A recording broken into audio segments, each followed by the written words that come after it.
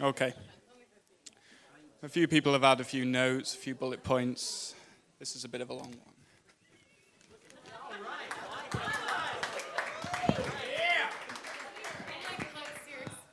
War and Peace. Hey, this took a long time. 10 hours on the plane is not long enough.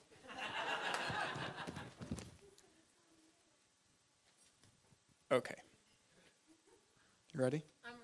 Are you ready? So, I'm the best man, and in the UK, effectively, this speech is traditionally the long one, so as I'm sure you're aware by now, this is no exception.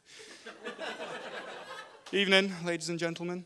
Firstly, before I begin, can I just ask you all to raise your glasses to the bridesmaids? I'm sure you'll all agree they look wonderful, and they've done a fantastic job, so thank you. Cheers.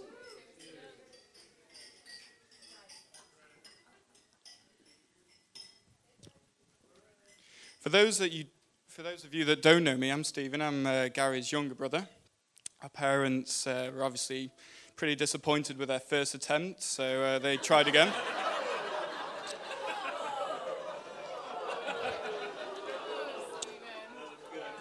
Oh, there's more to come.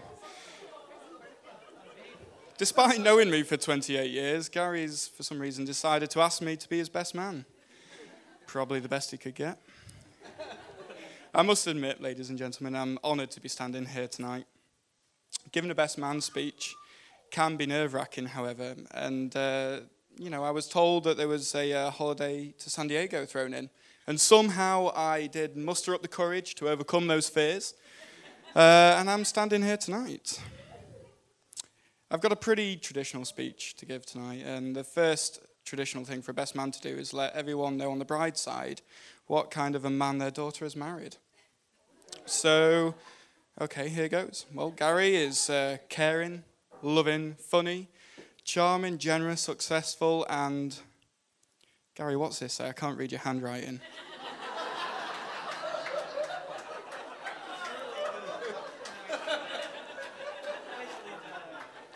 Another thing that's traditional is for the best man to talk a little bit about the groom's past.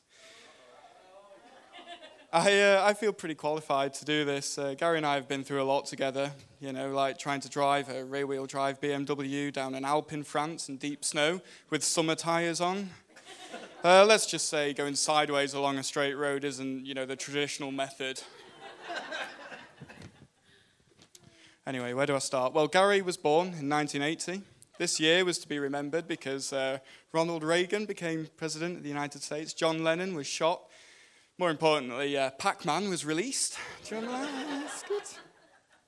Anyway, as kids, I remember Gary was quite an inquisitive young chap. He enjoyed exploring the innards of all things electrical and expensive. Unfortunately, following reassembly, they rarely resembled their former appearance. My parents even had to buy a little chemistry set in a desperate attempt to keep Gary entertained long enough so they could hide their new stereo into a safe location before he decided to take that apart. He's always been at the cutting edge of technology. In fact, I remember when he got his first CD player. I've never seen a happier boy. But I reckon there were a few tears shed that night when he realized he could no longer play his favorite Michael Jackson song. That's right, Heal the World on 12-inch vinyl. I was there. Gary's first ticket to freedom came in the form of an Austin Maestro. Remember that? Oh, yeah. For those of you that don't know what that is, that's a car. Imagine a Russian tank crossed with a lawnmower. You'll get the idea.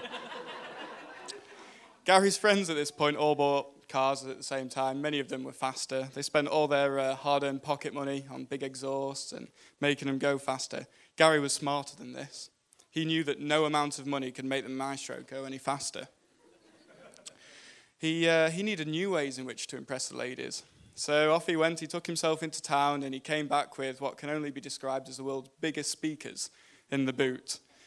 This modification did hinder the Maestro's carrying capacity in the boot, and the weight did slow it down even further. But no matter, Gary now had the loudest car in Britain. To show off his new pride and joy, Gary would take his Maestro to the bright lights of Cleethorpes Okay, right. For the benefit of those who don't know where Cleethorpes is or what it is, well, it's a town, and I can only liken it to the Las Vegas, really, of Lincolnshire. Gary would parade the maestro up and down the seafront. You could hear it coming from miles away.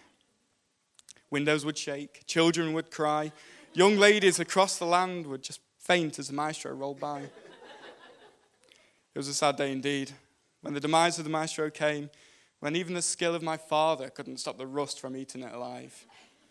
The third thing it's traditional to do in a best man speech is pick up on certain character traits. I think I've covered inquisitiveness and lust for the limelight, but I would say this other trait has always been good in a crisis. This trait started at a young age. Picture the scene. You're a responsible older son. It tells you he's ready to look after your 13-year-old younger son. Whilst you go shopping for groceries, only for an hour or so, you're pretty confident things will be fine. Well, as a younger brother, it was my duty to be as annoying as possible, and I deployed this special weapon to its full extent after my parents left. If there's one sure way of getting your younger brother to shut up, then launching a wax-bottomed shoe from the top of the staircase at his head should do it.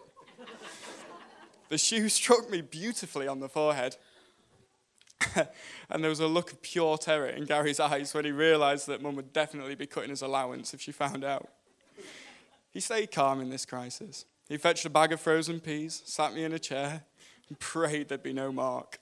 Unfortunately for him, the lump was the size of Everest emanating from my forehead.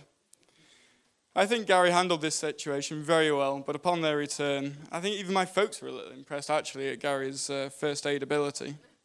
However, following that incident, they didn't leave us alone again, did they? Let's be honest. In fact, we both left home and got jobs before they did it. And let's be honest, even then, it was extreme caution only. Now, being from Yorkshire, it's a fact that Gary is a great money conservationist, or money penny pincher. In fact, it was only last night, actually, that I saw him drop a quarter, and he bent down so fast it landed on the back of his head.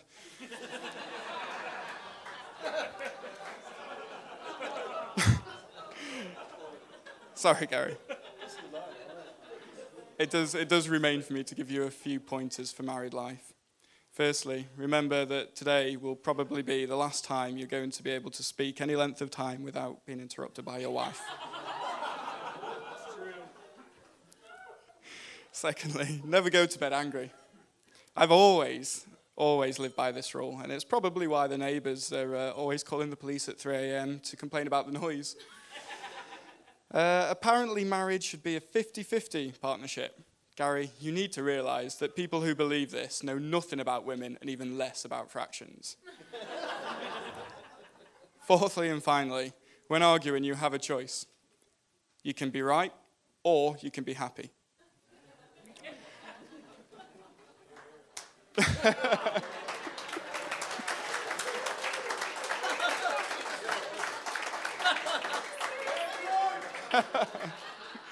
Joking aside, okay, I've got the serious stuff to say.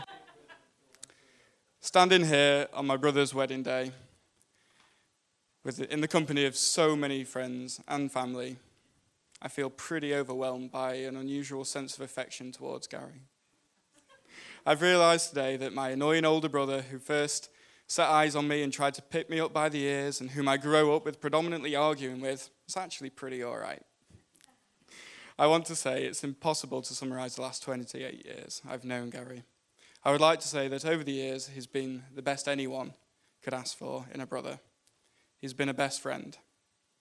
I've always been able to go to him in times of need.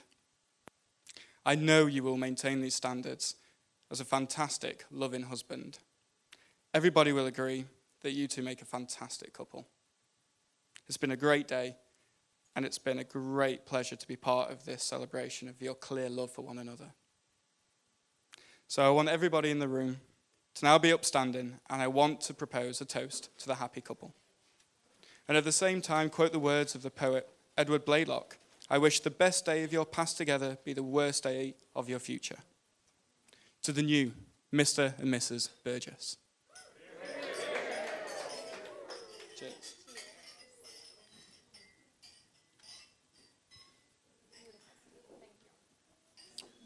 Thank you.